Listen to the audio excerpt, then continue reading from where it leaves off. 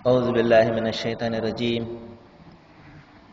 بسم الله الرحمن الرحيم والذين يتوفون منكم ويذرون أزواجا يتربصن بأنفسهن أربعة أشهر وأشرا فإذا بلغن أجلهن فلا جناح عليكم فيما فعلن في أنفسهم بالمعروف والله بما تعملون خبير صدق الله العظيم.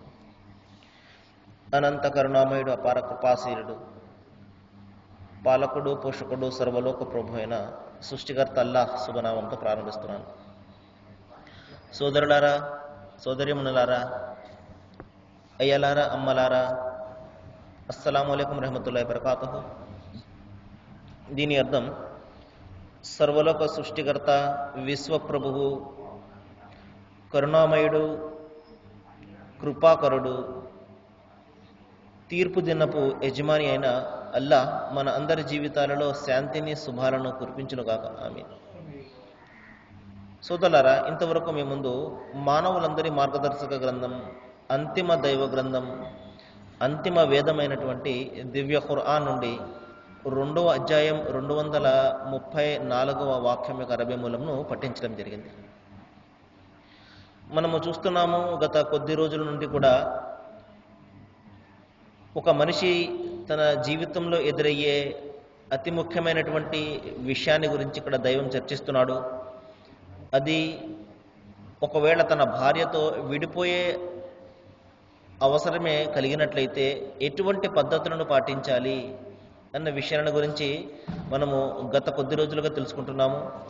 మరికొన్ని విషయాలు దైవం తెలిస్తే ఈ రోజున తెలుసుకోవడానికి ప్రయత్నం చేద్దాము. ఇక్కడ దైవం సెలవిస్తున్నాడు, మీలో ఎవరైనా మరణించి వారి భార్యలు సజీవంగా ఉన్నప్పుడు అతను అనుసరించవలసినటువంటి పద్ధతి ఏమిటంటే, ఆ భార్యలు అనుసరించవలసినటువంటి పద్ధతి ఏమిటంటే 4 నెలల 10 రోజుల పాటు వారు తమను నిగ్రహించుకోవాలి. అంటే ఒక విధమైనటువంటి ఒక గడువును ఇక్కడ దైవం ఇవ్వడం జరిగింది. ఈ 4 నెలల 10 రోజుల వరకు మీరు ఈ గడువును పాటించిన తర్వాత, ఆ తర్వాత మీకు ఏదైతే నచ్చుతుందో, ఏదైతే ఉచితమో దానిని మీరు ఆ పనిని చేసుకోవడానికి, అంటే మరొక వివాహం చేసుకోవడానికి మీకు పూర్తిగా స్వేచ్ఛ ఉన్నది అని దైవం ఇక్కడ సెలవిస్తున్నాడు. అంటే ఒక భార్య తన భర్త మరణించిన తర్వాత 4 నెలల 10 రోజుల పాటు ఆమె ఎటువంటి, అంటే మరొక వివాహం చేసుకోవడానికి ఆమెకు దైవం అనుమతి ఇవ్వలేదు. 4 నెలల 10 రోజులు అయిన తర్వాత ఆమె తన యొక్క వివాహాన్ని, తనకు నచ్చిన వారిని తన వివాహం చేసుకోవడానికి అనుమతిని ఇవ్వడం జరిగింది. ఎందుకండి ఈ 4 నెలల 10 రోజులు దైవము నిగ్రహించుకోమన్నాడు? చూడండి, దైవం ఒక మాట చెప్పాడు అంటే దాని వెనక చాలా ఉన్నతమైనటువంటి ఒక లక్ష్యం ఉంటుంది, ఒక అర్థం, పరమార్థం దాగి ఉంటుంది అందులో. ఎందుకంటే ఒకవేళ చనిపోయినటువంటి భర్త ద్వారా ఈమెకు సంతానం కలిగినట్లయితే అది 3 నెలల తర్వాత అది ఎలాగో బయటపడుతుంది. ఒకవేళ ఈ 3 నెలల లోపే ఆమె వివాహం చేసుకుందనుకోండి, అప్పుడు కొత్తగా వివాహం చేసుకున్నటువంటి ఆ భర్తకు ఈ సంతానము ఆపాదించే అవకాశం ఉంటుంది. కాబట్టి ఇటువంటి కన్ఫ్యూజన్ను దూరం చేయడం కోసం దైవము 3 నెలల 10 రోజుల పాటు నిగ్రహించుకోమని, అంటే ఈ 3 నెలల 10 రోజుల లోపు మీరు వివాహం చేసుకోకండి అని దైవం చెప్తున్నాడు. సోదర, 4 నెలల 10 రోజులు అంటే సుమారు 130 రోజులు. ఈ 130 రోజుల పాటు ఆమె నిగ్రహించుకున్న తర్వాత ఒకవేళ ఆమె కడుపులో ఏదైనా బిడ్డ పడినట్టయితే అది బయటపడిపోతుంది. కాబట్టి ఆ బిడ్డ ఒకవేళ పడింది అనుకోండి, అది చనిపోయినటువంటి ఆ భర్తకు చెందినటువంటి బిడ్డ అది. కాబట్టి ఈ విధంగా తర్వాత మరి ఎటువంటి కన్ఫ్యూజన్ ఉండకుండా దైవము ఈ విధంగా ఈ గడువును పెట్టడం జరిగింది. కాబట్టి సోదరులారా, ఇక్కడ మనం తెలుసుకోవాల్సిన అంశం ఏమిటంటే, ఒక భర్త మరణించిన తర్వాత ఆ భార్య ఆమెకు 4 నెలల 10 రోజుల పాటు ఆమె తనను తాను నిగ్రహించుకోవాలి. ఈ 4 నెలల 10 రోజుల గడువు పూర్తయిన తర్వాత ఆమె తనకు నచ్చినటువంటి వారిని మరొక వివాహం చేసుకునే అవకాశం అధికారం ఉన్నది. కాబట్టి పునర్వివాహాన్ని దైవము ఇక్కడ మరి అనుమతినివ్వడం జరుగుతుంది. మనం చూసాము మన యొక్క సమాజంలో గత కొన్ని సంవత్సరాల క్రితం మరి పునర్వివాహం అనేది చాలా భయంకరమైనటువంటి నేరంగా పరిగణింపబడేది. మరి కందుకూరి వీరేశలింగం పంతులు వీరందరూ కూడా ఎంతో కృషి చేసిన తర్వాత మరి ఈ పునర్వివాహాలు మనకు దైవము అనుమతి ఇవ్వడం జరిగింది, మన చట్టాలు అనుమతి ఇవ్వడం జరిగింది. కానీ దైవ చట్టము మనకు సుమారు 1500 సంవత్సరాలకు పూర్వమే ప్రవక్త ముహమ్మద్ సల్లల్లాహు అలైహి వసల్లం వారి ద్వారా అవతరింపజేసినటువంటి ఈ దైవ చట్టము మరి 1500 సంవత్సరాలకు పూర్వమే మరి ఈ విధంగా భర్త కోల్పోయినటువంటి భార్యలకు పునర్వివాహము అనుమతి ఇవ్వడం జరిగింది. కాబట్టి మనిషి యొక్క జ్ఞానము ఎంతగా ఉన్నతంగా ఉన్నప్పటికీ కూడా మరి అది లోపాలతో కూడుకుని ఉంటుంది. కానీ అన్నీ తెలిసినవాడు ఆ దైవము, మన బలహీనతలను తెలిసినవాడు ఆయన. కాబట్టి మనిషికి ఏది ఉచితమో ఏది ఉచితము కాదో ఆయనకు ప్రారంభం నుండి తెలుసు. కాబట్టి దైవ చట్టంలో ఉన్నటువంటి అంశాలన్నీ కూడా మానవాళికి ప్రయోజనం కలిగించేవే. మానవాళిని బాధ పెట్టడము లేకపోతే మానవాళికి కష్టాలను కలుగజేయడము దైవం యొక్క అభిమతం ఎంత మాత్రం కూడా కాదు సోదరులారా. ఈ రోజున విశ్వాసులు ప్రయత్నాలు చేస్తున్నారు దైవ చట్టాన్ని భూమి మీద స్థాపించడం కోసం. ప్రయత్నం చెయ్యాలి కూడా, అవసరమైతే దానికోసం మన ప్రాణాలను సైతం మనం త్యాగం చేయవలసి ఉంటుంది. ఎందుకంటే ఈ భూమి దైవానిది, ఈ ఆకాశము దైవానిది, సకల వనరులు దైవానివి. మనము కూడా ఆయన ద్వారానే మనము ఈ ప్రపంచంలోనికి ఉనికిలోనికి వచ్చాము. తిరిగి మన మరణం తర్వాత లేపేది కూడా ఆయనే, స్వర్గ నరకాలు ప్రసాదించేది ఆయనే. మరి దైవం కాకుండా మన జీవితంలో ఏ భాగం ఉన్నదో ఒకసారి ఆలోచించండి. అటువంటి సందర్భంలో ఇక్కడ మన జీవితము ఆయన ఇచ్చినటువంటి ధర్మశాస్త్రము చట్టం ప్రకారం ఉండాలా ఉండకూడదు ఒకసారి ఆలోచించండి. కానీ ఎప్పుడైతే ఒక విశ్వాసి దైవ చట్టాలను భూమి మీద స్థాపించడం కోసము అనుసరింపజేయడం కోసం ప్రయత్నాలు చేస్తుంటాడో అతనిని మనము అడ్డు పెట్టడం కోసము రకరకాలైనటువంటి చర్యలు చేస్తుంటాం. కానీ సోదరులారా, మనలో ప్రతి ఒక్కరం కూడా దేవుని ధర్మశాస్త్రాన్ని అనుసరించాలి. ఆ విధంగా అనుసరించినప్పుడు మాత్రమే సమాజం శాంతిగా ఉంటుంది, మనము కూడా శాంతిగా ఉంటాము. కాబట్టి దైవ చట్టం చూడండి, చాలా తేలికగా అందరికీ అందుబాటులో ఉంటుంది, అందరికీ మంచి చేసే విధంగానే ఉంటుంది, సమాజానికి మరి శాంతినిచ్చే విధంగానే ఉంటుంది. ఇప్పుడు చూడండి, మరి ఒక స్త్రీ తన భర్తను కోల్పోతుంది, మరి ఆమె ఏ విధంగా తన జీవితం గడుపుతుంది? తప్పనిసరిగా ఆమెకు ఒక తోడు కావాలి. కానీ ఈ విధంగా పునర్వివాహం చేసుకోకూడదు అని ఆమె నిర్దేశించామనుకోండి, ఆమె జీవితం ఏమైపోతుందో ఒకసారి ఆలోచించండి. కాబట్టి దైవం ఇక్కడ మరి ఆమెకు పునర్వివాహానికి అనుమతినిచ్చాడు. అయితే 4 నెలల 10 రోజుల పాటు మాత్రము ఆమెను నిగ్రహించుకోమని ఇక్కడ ఆజ్ఞ ఇవ్వడం జరిగింది. ఆ తర్వాత దైవం చెప్తున్నాడు, మరి వితంతువులను మీరు వివాహం చేసుకోవాలి అని అనుకున్నప్పుడు, ఉదాహరణకు ఒక భార్య తన భర్తను కోల్పోతుంది. మరి సమాజంలో మరి చాలామందికి తెలుస్తుంది భర్తను కోల్పోయి ఉంటుంది. మరి ఎవరైనా ఆమెను వివాహం చేసుకోవాలి అన్న సంకల్పం కూడా చాలామందికి కలుగుతుంది. అటువంటి సందర్భంలో దైవం చెప్తున్నాడు, ఈ నిరీక్షణ కాలము 4 నెలల 10 రోజుల పాటు ఏదైతే దైవము టైంను పెట్టాడో ఈ టైంలో మీరు ఆమెను వివాహం చేసుకోకూడదు. అదేవిధంగా ఆమె వద్దకు వెళ్ళి ఒక అగ్రిమెంట్ను కూడా మీరు కుదుర్చుకోకూడదు. ఈ 4 నెలల 10 రోజుల తర్వాత నేను వివాహం చేసుకుంటాను అని ఆమెకి అగ్రిమెంట్ ఎంత మాత్రం కుదుర్చుకోకూడదు. దైవం అయితే చెప్తున్నాడు, పరోక్షంగా మీరు చెప్పవచ్చు, డైరెక్ట్గా చెప్పకపోయినా మరి ఒక పరోక్షంగా ఆమెకు ఇండైరెక్ట్గా ఆమెకు తెలియపరిచే హక్కు మీకు ఉన్నది అని చెప్పేసి దైవం చెప్తున్నాడు. ఆ విధంగా చేయడము దోషం కాదు. అయితే డైరెక్ట్గా వెళ్ళి మీరు ఒప్పందం కుదుర్చుకుని 4 నెలల 10 రోజుల తర్వాత నిన్ను నేను వివాహం చేసుకుంటాను అని నలుగురు ముందు చెప్పడం కానీ, లేకపోతే ఆమెతో ఒక రకమైనటువంటి ఒప్పందం కుదుర్చుకోవడం కానీ ఈ విధంగా చేయకూడదు అని చెప్పేసి దైవం చెప్తున్నాడు. ఎందుకంటే ఈ 4 నెలల 10 రోజుల తర్వాత ఏం జరుగుతుందో తెలియదు. ఒకవేళ బిడ్డ ఆమె కడుపులో ఉన్నట్లయితే, బయటపడినట్లయితే ఆ విధంగా సమస్యలు వస్తాయి. కాబట్టి మీరు ఈ విధంగా అగ్రిమెంట్లు ఎంత మాత్రం కూడా కుదుర్చుకోకండి. ఒకవేళ మీకు ఆమెను వివాహం చేసుకునే ఆలోచన ఉన్నట్లయితే మనసులో పెట్టుకోండి, లేకపోతే ఇండైరెక్ట్గా పరోక్షంగా ఆమెకు చెప్పండి తప్పించి మీరు ఈ విధంగా ఒప్పందం కలిగి మీరు కుదుర్చుకోకండి అంటున్నాడు. చూడండి ఎంత దైవం ఎంత దూరంగా ఏ విధంగా ఆలోచిస్తున్నాడు చూడండి. మనం ఈ విధంగా చాలా మందిని చూస్తుంటాం, నిశ్చితార్థాలు అయిపోతుంటాయి. కానీ చాలా మటుకు చూస్తుంటాము పెళ్లి వరకు వెళ్లకుండా తెగిపోతుంటాయి. నిశ్చితార్థం అయిపోయింది కదా అని చెప్పేసి ఆ పెళ్లి కుమారుడు పెళ్లి కూతురు ఈ విధంగా బయట తిరుగుతూనే ఉంటారు. తద్వారా సమాజంలో ఒక రకమైనటువంటి చెడు సంకేతాలు వెళ్తుంటాయి. ఎందుకంటే నిశ్చితార్థం అయినంత మాత్రాన వివాహమైనట్లు ఎంత మాత్రం కూడా కాదు కదా. కాబట్టి నిశ్చితార్థాల వద్దనే ఆగిపోయి ఇది సంబంధాలు మనం చాలా చూస్తున్నాము. కాబట్టి మన జాగ్రత్తలు మనము ఉండాలి. వివాహం అయ్యే వరకు కూడా ఎవరి జాగ్రత్తలు వారు ఉండడం అనేది చాలా ప్రధానమైనటువంటి విషయము. ఎందుకంటే తర్వాత ఏం జరిగినా బాధపడేది ఆడబిడ్డ సంబంధికులే. కాబట్టి ఈ విషయాన్ని మనం జ్ఞాపకం పెట్టుకోవాలి. నిశ్చితార్థం అయిపోయింది కదా, లైసెన్స్ వచ్చేసింది కదా అని చెప్పేసి వాళ్ళు ఆ విధంగా బయట తిరుగుతుంటారు. ఇది చాలా ప్రమాదానికి దారితీసే అంశము. మనం చాలా జాగ్రత్తగా ఉండాలి. కాబట్టి సోదరులారా, దైవం అదే విషయాన్ని ఇక్కడ చెప్తున్నాడు. ఒప్పందాలు మీరు కుదుర్చుకోకండి. ఒకవేళ ఆమెను వివాహం చేసుకున్న తలంపే ఉంటే మనసులో ఉంచుకోండి, లేకపోతే మీరు పరోక్షంగా ఆమెకు తెలియజేయండి అంటున్నాడు. ఆ తర్వాత మీరు ఏదైనా ఆమెతో మాట్లాడదలిస్తే గౌరవమైన రీతిలో మాట్లాడండి. అయితే ఈ నిరీక్షణ వ్యవధి పూర్తి కానంత వరకు వివాహ నిర్ణయం మాత్రం ఎంత మాత్రం కూడా తీసుకోకండి అంటున్నాడు. ఎందుకంటే మీ మనసులో ఉన్న విషయము దైవము తెలుసుకుంటాడు. కాబట్టి మీరు ఆయనకు భయపడండి. ఆయన సహనశీలుడు, మన్నిస్తాడు అని కూడా మీరు తెలుసుకోండి. సోదరులారా చూడండి, మళ్ళీ ఇంకొక మాట చెప్తున్నాడు.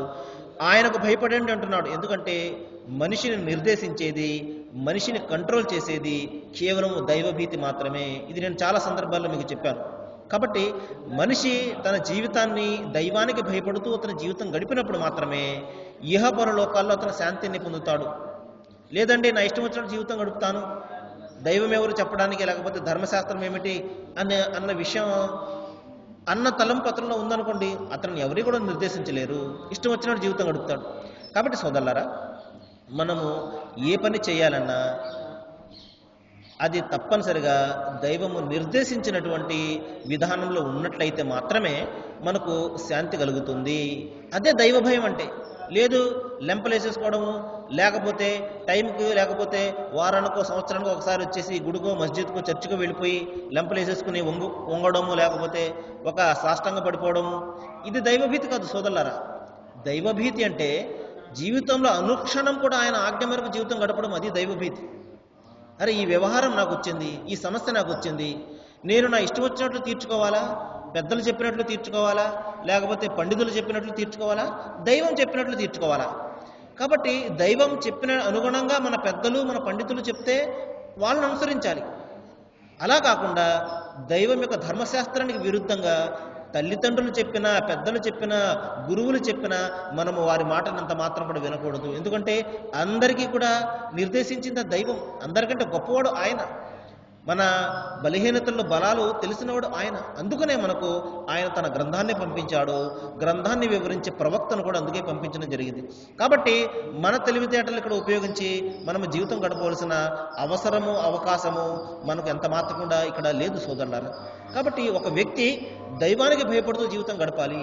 దైవానికి భయపడడం అంటే ఆయన పంపినటువంటి గ్రంథము, ఆయన ప్రవక్త వీరి అడుగుజాడలలో, వీరి యొక్క మార్గదర్శకత్వంలో మనిషి జీవితం గడపాలి. ఇది ప్రధానంగా మనం ఆలోచించాలి. ఆ తర్వాత సోదరులారా, ఇక మనము మన దుస్తులకు సంబంధించినటువంటి వ్యవహారాలు చూస్తున్నాము. మరికొన్ని విషయాలు ఈ రోజున చూద్దాము. ప్రవక్త ముహమ్మద్ సల్లల్లాహు అలైహి వసల్లం వారి వద్దకు ఒక వ్యక్తి వచ్చి అడిగాడు, ఓ ప్రవక్త, నేను మంచి బట్టలు ధరించాలి అని చెప్పేసి అనుకుంటున్నాను, మంచిగా నేను మంచి పాదరక్షలు ఈ విధంగా ఉండాలి అని కోరుకుంటున్నాను అనగానే అప్పుడు ప్రవక్త వారు అన్నారు, ఈ విషయాలన్నీ కూడా మంచివే. ఎందుకంటే దైవము సౌందర్యవంతుడు, ఆయన సౌందర్యాన్ని ఇష్టపడతాడు. ఇక్కడ మళ్ళీ ఒక ప్రశ్న, సౌందర్యం ఏంటండి అంటే అందంగా ఉంటేనే దైవం ఇష్టపడతాడా అన్నది కాదు సోదరులారు. ఇక్కడ బాహ్యమైనటువంటి సౌందర్యాన్ని గురించి కాదు ప్రవక్త వారు చెప్తుంది, మన మానసిక సౌందర్యాన్ని గురించి, అంతః సౌందర్యాన్ని గురించి దైవం ప్రవక్త వారు ఇక్కడ చెప్తున్నారు. మనిషి ఎంత అందంగా ఉండి అతని మనసులో దైవభీతి లేదనుకోండి, ఆ అందం ఎందుకు ఒకసారి ఆలోచించండి సోదరులారా. కాలిపోయే అందం అది. కాబట్టి ఇక్కడ అందం అంటే మానసిక సౌందర్యము, మనసులో దైవం పట్ల భీతి, ఇది అందం అంటే. ఈ మనిషిలో అతని మనసులో ఉన్నటువంటి దైవభీతే అతనికి అందాన్ని ఇస్తుంది. కాబట్టి ప్రవక్త వారు అంటున్నారు, దైవము అందాన్ని ఇష్టపడతాడు అంటే మానసిక సౌందర్యాన్ని ఇష్టపడతాడు. అలాగే మరి చింపిరి చింపిరి బట్టలు ధరించేసి ఇష్టం వచ్చినట్టు జీవితం గడపడం కూడా ఆయనకు నచ్చదు. ఇదే విషయాన్ని నేను గతంలో చెప్పడం జరిగింది. కాబట్టి ఒక మనిషికి దైవము ధనాన్ని ప్రసాదిస్తే మరి అతను ఉన్నంతలో మంచి బట్టలను అతను ధరించాలి. అదే విషయాన్ని దైవం ప్రవక్త వారు ఇక్కడ చెప్తున్నారు. మరి అందంగా ఉండడం అనేది, అందమైనటువంటి దుస్తులు ధరించడం అనేది దైవం కూడా ఇష్టపడతాడు. కాబట్టి తన దాసులు అందంగా ఉండాలని అతను దైవం ఇష్టపడతాడు. మరి ఒక వ్యక్తి వచ్చి ప్రవక్త వారిని అడగడం జరిగింది, ఓ ప్రవక్త, నేను మంచి నాణ్యమైనటువంటి బట్టలు ధరిస్తే అది అహంకారము, గర్వానికి చిహ్నం అవుతుందా అని ప్రవక్త వారిని ప్రశ్నించడం జరిగింది. అప్పుడు ప్రవక్త వారు అన్నారు, కాదు కాదు, అది అందానికి సంబంధించినటువంటి విషయం. దైవము అందాన్ని ఇష్టపడతాడు. అయితే అపరిశుభ్రంగా ఉండడము దైవం ఎంత మాత్రం కూడా ఇష్టపడడు అని ప్రవక్త వారు చెప్పడం జరిగింది. కాబట్టి అందంగా ఉండడం అనేది దైవం కూడా ఇష్టపడతాడు. ఎందుకంటే ఆయన మరి సౌందర్యవంతుడు కాబట్టి ఇక్కడ అందం అంటే ప్రధానంగా మన మానసిక అందం అని చెప్పేసి ఇక్కడ మనము జ్ఞాపకం పెట్టుకోవాలి. అలాగే బాహ్య అందం కూడా, అంటే ఈ విధంగా ఉన్నంతలో అందంగా తయారవడము, ఉన్నంతలో మరి మంచి దుస్తులు ధరించడం అనేది ఇక్కడ అందానికి చిహ్నం అన్నమాట. ఆ తర్వాత ప్రవక్త సల్లల్లాహు అలైహి వసల్లం వారు సందర్భంలో చెప్పారు, మీరు ప్రార్థనను చేసేటప్పుడు అంటే నమాజును మీరు ఆచరించేటప్పుడు మంచి బట్టలు ధరించి వెళ్ళండి అన్నారు. ఎందుకంటే చక్కటి దుస్తులు ధరించడం అనేది, ధరించి దైవం వద్ద హాజరు కావడం అనేది అది చాలా ఉత్తమమైనటువంటి విషయము. ఎందుకంటే చూడండి సోదరులారా, ఉదాహరణకు మనము ఒక పెద్ద వ్యక్తి వద్దకు వెళ్తున్నాం అనుకోండి, ఏ ముఖ్యమంత్రి వద్దకు లేకపోతే ఏ ప్రధానమంత్రి వద్దకు వెళ్తున్నాం అనుకోండి, ఇష్టపడి ఎలా పడితే అలా మనం వెళ్తామా? ఇష్టం వచ్చినట్టు వెళ్ళిపోతామా? వెళ్ళాం కదా. మంచిగా బట్టలు ధరించి అందంగా మనము తయారయ్యి వెళ్తాం. ఎందుకు? అతను పెద్ద వ్యక్తి కదా అని చెప్పేసి. అదేవిధంగా మనము ప్రార్థనకు వస్తున్నాము అంటే, నమాజుకు వస్తున్నామంటే విశ్వప్రభువు, మరి ప్రపంచంలో ఉన్నటువంటి అధికారులు అందరికీ కూడా అధికారి ఆయన, మరి సర్వలోక ప్రభువు ఆయన, సమస్త సంపదలకు యజమాని అయినటువంటి ఆయన ముందు మనము నిలబడుతున్నాము అంటే మనం ఇంకెంత అందంగా తయారయ్యి వెళ్ళాలి ఒకసారి చూడండి. కానీ సహజంగా ఇక్కడ భావించేది ఏమిటంటే, నమాజే కదా లేకపోతే ప్రార్థనే కదా అని చెప్పేసి ఇష్టం వచ్చినట్లు చేసేయడము, బనీన్లతోటి చేసేయడము, లేకపోతే ఎలాగ పడితే అలాగ చేసేయడము, ఈ విధమైనటువంటి వ్యవహారాలను మనం ఎంత మాత్రం కూడా చేయకూడదు. నిస్సందేహంగా ఖురాన్లో దైవం చెప్తున్నాడు, జాలిక తక్వా ఖైర్ అంటున్నాడు. జాలిక లిబాసు తక్వా ఖైర్ అంటే మీరు భయభక్తులని దుస్తులు ధరించండి, ఇవి చాలా ప్రధానమైనటువంటివి అంటున్నాడు. నిస్సందేహంగా దుస్తులు అంటే భయభక్తులే. అంత మాత్రాన ఇష్టం వచ్చినట్లు దుస్తులు ధరించేయండి, చింపిరి దుస్తులు ధరించేయండి, మాసిపోయినటువంటి దుస్తులు ధరించేసి మీరు నమాజ్కు ప్రార్థనకు వచ్చేయండి అన్న అర్థం ఎంత మాత్రం కూడా కాదు సోదరులారా. కాబట్టి దైవం వద్దకు వెళ్ళడానికి మంచి బట్టలు, అందంగా తయారవడం అనేది మరి ఆయనకు మించి, ఆయన సాన్నిధ్యానికి మించి మరొకరికి ఎవరికి హక్కు ఉంటుంది? కాబట్టి మనము ప్రపంచంలో వాళ్ళ దగ్గరికి మేము ఎంతో అందంగా తయారై వెళ్తామే, అటువంటప్పుడు దైవం వద్దకు వెళ్ళాలంటే ఇంకెంత అందంగా మనం తయారై వెళ్ళాలి. అదే విషయాన్ని ప్రవక్త వారు చెప్తున్నారు. అందంగా మీరు అలంకరించుకుని దైవం వద్దకు నమాజుకు రావడం అనేది అది చాలా శ్లాఘనీయమైనటువంటి విషయము, చాలా మంచి విషయము అని చెప్పేసి ప్రవక్త ముహమ్మద్ సల్లల్లాహు అలైహి వసల్లం చెప్పడం జరిగింది. ఆ తర్వాత మరొక సందర్భంలో ప్రవక్త ముహమ్మద్ వారు ఈ విధంగా తెలియజేశారు, ఎవరి హృదయంలోనైతే అణుమాత్రమైనటువంటి గర్వం ఉంటుందో అతను ఎంత మాత్రం కూడా స్వర్గంలో ప్రవేశించలేడు అన్నారు. అప్పుడు ఒక వ్యక్తి అడిగాడు, ఓ ప్రవక్త, నా బట్టలు అందంగా ఉండాలి అని అనుకోవడం కూడా మరి గర్వానికి చిహ్నం అవుతుందా అనగానే ప్రవక్త వారు అన్నారు, లేదు, దైవము చాలా సుందరుడు, ఆయన సౌందర్యాన్ని ఇష్టపడతాడు. కాబట్టి గర్వం అంటే అది కాదు. గర్వం అంటే సత్యాన్ని నిర్లక్ష్యం చేయడము, సత్యాన్ని తృణీకరించడము, సత్యాన్ని కాదనడము, మరి ఇతరులను అల్పులుగా భావించడము, ఇది గర్వం అంటే. చూడండి సోదరులారా, గర్వం అంటే మనం సహజంగా ఏమనుకుంటామంటే మరి బాగా అందంగా తయారవడం, లేకపోతే మంచి మంచి బట్టలు ధరించడము, సహజంగా ఇది గర్వం అని మనం అనుకుంటుంటాము. ఒక విధంగా చూస్తే కొంతమంది కావాలని చెప్పేసి నాకున్నటువంటి సంపద ప్రజలు గుర్తించాలి అన్న ఉద్దేశంతో గొప్ప గొప్ప బట్టలు ధరిస్తుంటారు, అది వేరే సంగతి. అటువంటిది ఎంత మాత్రం కూడా ఉండకూడదు. కానీ నిజంగా గర్వం అంటే ఏమిటంటే సత్యాన్ని కాదనడము. ఇంతకీ సత్యం అంటే ఏమిటండి? ధర్మం అంటే ఏమిటండి? న్యాయం అంటే ఏమిటండి? ఈ విషయాన్ని తెలుసుకునే మనం ముగించేసుకుందాము. సోదరులారా, సత్యము అంటే ఈ సృష్టిలో చాలా సత్యాలు ఉన్నాయి. అసలైనటువంటి నిజమైనటువంటి సత్యం ఏమిటంటే ఈ సృష్టికి ఒక కర్త ఉన్నాడు అనేది సత్యము. ఆ కర్త ఒక్కడు మాత్రమే అన్నది పరమ సత్యము. కాబట్టి ఈ సృష్టికి కర్త లేడండి, దానికి అదే వచ్చేసిందండి అని దైవం లేడు అని చెప్పడము అది పచ్చి అసత్యము. ఇంకా లేదండి ఈ సృష్టికి చాలా మంది కర్తలు ఉన్నారండి, 3 కోట్ల మంది 30 కోట్ల మంది ఉన్నారండి అని భావించడం కూడా పరమ అసత్యము. కాబట్టి నిజమైనటువంటి సత్యం ఏమిటంటే ఈ సృష్టికి కర్త ఒక్కడు, ఆయన ఉన్నాడు, ఆయన ఒక్కడు అన్నది సత్యము. ధర్మం ఏమిటంటే ఆ ఒక్కరికి మాత్రమే లొంగి జీవితం గడపడం అనేది ధర్మము. ఎందుకంటే అదే న్యాయం. కాబట్టి న్యాయం ఏమిటండి, ఎవరైతే పుట్టించాడో అతనికే లొంగి జీవితం గడపడం అనేది, అతనినే ఆరాధించడం అనేది, అతనినే పూజించడం అనేది, అతనికే మొక్కుబడులు చేసుకోవడం అనేది అది న్యాయము, అది ధర్మం. కాబట్టి ఈ ధర్మాన్ని స్థాపించమని దైవం ఆజ్ఞాపించాడు.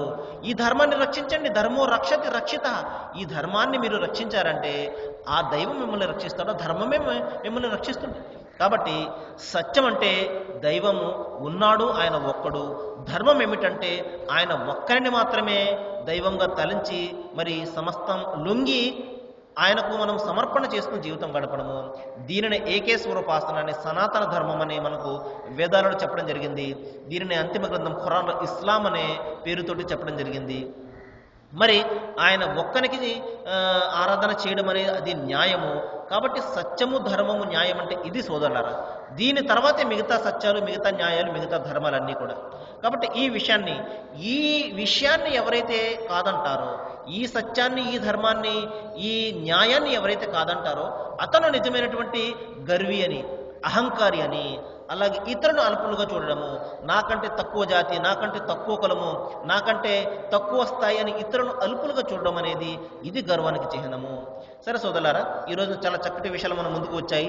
దైవాన్ని ప్రార్థిస్తున్నాను, ఏ విషయాలైతే మనం ఇక్కడ వింటున్నామో వీటి మీద మనం బాగా ఆలోచన చేయాలని, మన జీవితంలో మనం అనుసరించాలని, దైవం మన అందరికీ కూడా మరి జ్ఞానాన్ని ప్రసాదించాలని నేను వేడుకుంటూ ముగిస్తున్నాను. వాకిరు దవన అనిల్ హమ్దులిల్లాహి రబ్బిల్ ఆలమీన్. అస్సలాము అలైకుం.